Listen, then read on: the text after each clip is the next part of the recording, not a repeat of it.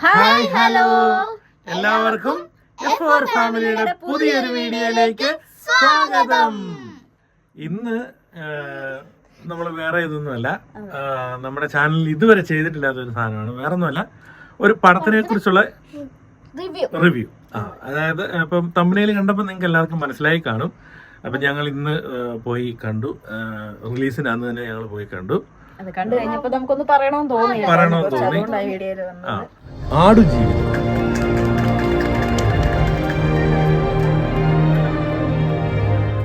അടിപൊളി പടം എന്ന് പറഞ്ഞു കഴിഞ്ഞാൽ സൂപ്പർ സിനിമ. ആദ്യം ഇതിന്റെ ഒരു എന്താ പറയുന്നത്, നമ്മള് അങ്ങനെ അത് പറയാൻ ഒരാളാണോ എന്ന് പോലും അറിയത്തില്ല, എങ്കിലും പറയാം, ബ്ലസി സാറിന്റെ ഡയറക്ഷൻ അല്ലേ, അതാണോ മെച്ചം, ഇനി പൃഥ്വിരാജിന്റെ അഭിനയമാണോ മെച്ചം എന്ന് ചോദിച്ചു കഴിഞ്ഞാൽ അതും പറയാൻ പറ്റത്തില്ല. ഇതിനകത്ത് ഏറ്റവും വലിയ കാര്യം എന്ന് പറഞ്ഞു കഴിഞ്ഞാൽ പൃഥ്വിരാജിന്റെ ട്രാൻസ്ഫോർമേഷൻ ഉണ്ട് അല്ലേ.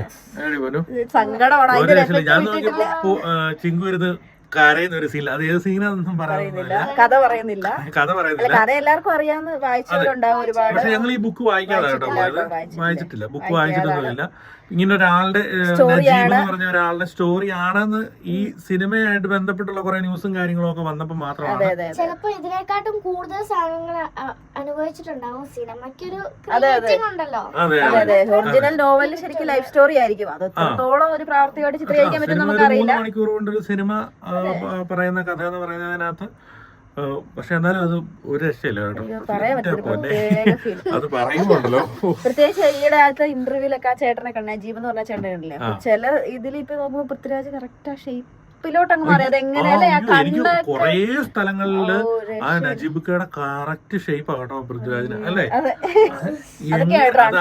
ആ ക്യാരക്ടറിലേക്ക് അങ്ങോട്ട് അത്രോ ഇൻവോൾവ് ആയിട്ട് ചെയ്യുന്നതിന്റെ ആ ഒരു ഒരു ഇന്റർവ്യൂവിൽ തന്നെ പറഞ്ഞിട്ടില്ലേ, എല്ലാരും ഫുഡ് കഴിക്കുമ്പോ പൃഥ്വിരാജ് മാത്രം ക്യാരവാനില് ഫുഡൊന്നും കഴിക്കാണ്ട് അത്രയും കിലോ വെയിറ്റ് കുറച്ച് 37 കിലോയോ 34 അങ്ങനെ എന്തോ സംതിങ് കിലോ ആണ് ഈ സിനിമയ്ക്ക് വേണ്ടി മാത്രം കുറച്ചേക്കുന്നത്. അങ്ങനെ കുറച്ചുകൊണ്ട് പോയി നിങ്ങൾ സിനിമ കാണണമെന്നല്ലേ ഞാൻ പറയുന്നത് അല്ലേ. സിനിമ എന്ന് പറയുന്നത് സിനിമയായിട്ട് കണ്ടാൽ ഉഗ്രനാണ്, ഒന്നും പറയാനില്ല. ഭയങ്കര ഇഷ്ടപ്പെട്ടു നമുക്കെന്നല്ല, ഇത് കഴിഞ്ഞപ്പോ നല്ല തിയേറ്ററിലാണ്, നല്ല റെസ്പോൺസ്, എല്ലാവരും ഭയങ്കര കയ്യടിയും. പക്ഷെ ഇടയ്ക്കൊന്നും ആരും അനങ്ങുന്ന പോലുമില്ല, കാരണം വെച്ചാൽ എല്ലാവരും ഇത് തന്നെ ഇത് മുഴുകിയിരിക്കും. കഥ പറയരുത്, കഥ പറയരുത്, ക്യൂരിയോസിറ്റി ഉണ്ട്, കഥ പറയരുത് അവരുടെ അടുത്ത്. കഥ പറഞ്ഞു കഴിഞ്ഞാൽ അതിന്റെ എല്ലാ സകല ഇത് നിങ്ങൾ പോയി കാണുവാണെങ്കിൽ പോവാണെങ്കിൽ തിയേറ്ററിൽ തന്നെ പോകണം. അതെ തിയേറ്ററിൽ തന്നെ പോയി കാണണം കേട്ടോ. ഉഗ്രം പടം എന്ന് പറഞ്ഞു കഴിഞ്ഞാൽ ഉഗ്രം പടം, ഒന്നും പറയാനില്ല. ഞാൻ ഓർത്ത് കൊച്ചുങ്ങൾ പിള്ളേർക്കൊക്കെ കൊണ്ടുപോയാൽ ഒരു ബോറടിക്കുന്നു, ഒന്നുമില്ല, എന്താന്ന് അറിയാൻ. കുറെ പേര് നമ്മുടെ അടുത്ത് പറഞ്ഞു ഇങ്ങനെ ഒരു അവാർഡ് പടം പോലെ. ശരിയാ, സത്യം പറഞ്ഞ ഒരു ഓസ്കാറിന് പോകാനുള്ള സാധനം ഇല്ലേ, ഉറപ്പായിട്ടും. അത് നിങ്ങൾ കണ്ടു കഴിയുമ്പോൾ നിങ്ങൾക്ക് അത് മനസ്സിലാവും. എന്നും പറഞ്ഞ് അവാർഡ് പടം അല്ല, നല്ല സിനിമകൾ, ഇങ്ങനെ ഒത്തിരി നല്ല മലയാള സിനിമകൾ വരട്ടെ. അതെ, നമുക്കും അഭിമാനിക്കാമല്ലോ, നമ്മൾ മലയാളികളാണെന്നുള്ള ഇത്. അപ്പൊ ആ ആള് എടുത്ത എഫേർട്ടിനും ഇവരെടുത്ത എഫേർട്ടിനും ഒരുപാട് അല്ലേ, എന്നാ പറയുന്നത്, ഒരു വലിയ സല്യൂട്ട്. അപ്പൊ എല്ലാരും ഈ സിനിമ തിയേറ്ററിൽ തന്നെ പോയി കാണുക, വിജയിപ്പിക്കുക.